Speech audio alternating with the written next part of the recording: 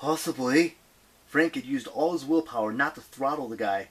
He put his hand under Hazel's nose. He couldn't feel her breath.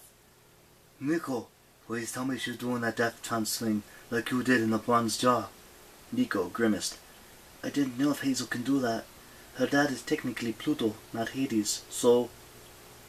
Hades! Cried the host. He backed away, staring at Nico with distaste. So that's what I smell. Children of the underworld.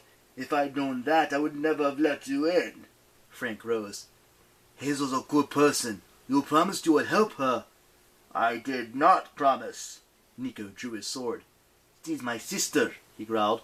I didn't know who you are, but if you can kill her, you have to, or so help me by the river Styx. Oh, blah, blah, blah. The man waved his hand. Suddenly, where Nico D'Angelo had been standing was a potted plant about 5 feet tall, with drooping green leaves, tufts of silk, and about half a dozen ripe yellow ears of corn. There, the man huffed, waggling his finger at the corn plants. Children of Hades can't order me around. You should talk less and listen more. Now at least you have ears. Frank stumbled against the bed. What did you... Why? The man raised an eyebrow. Frank made a squeaky noise that wasn't very courageous. He'd been so focused on Hazel, he'd forgotten what Leo told them about the guy they were looking for. Oh, God, he remembered. Triptolemius, the man bowed. My friends call me Trip, so don't call me that. And if you're another child of Hades... Mars, Frank said quickly. Child of Mars.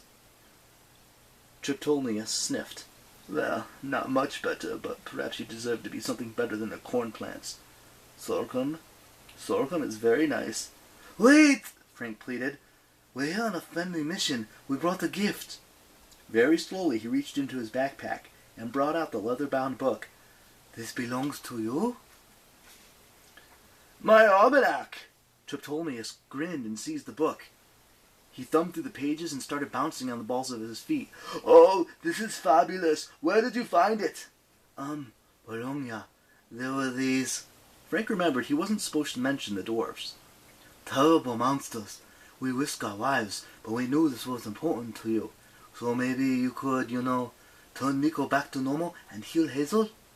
Trip looked up from his book. He'd been happily reciting lines to himself. Something about turnip planting schedules. Frank wished that Ella the Harpy were here. She could get along great with this guy.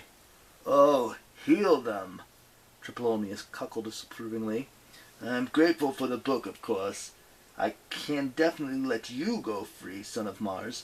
But I have a long-standing problem with Hades. After all, I owe my godly powers to Demeter. Frank racked his brain, but it was hard with the voices screaming in his head, and the cataplip's poison making him dizzy. Demeter, he said, the plant goddess.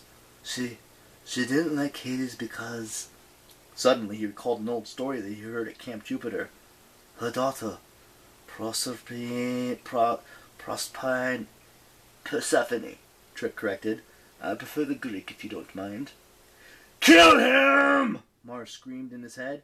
I love this guy, Ares yelled back. Kill him anyway! Frank decided not to take offense.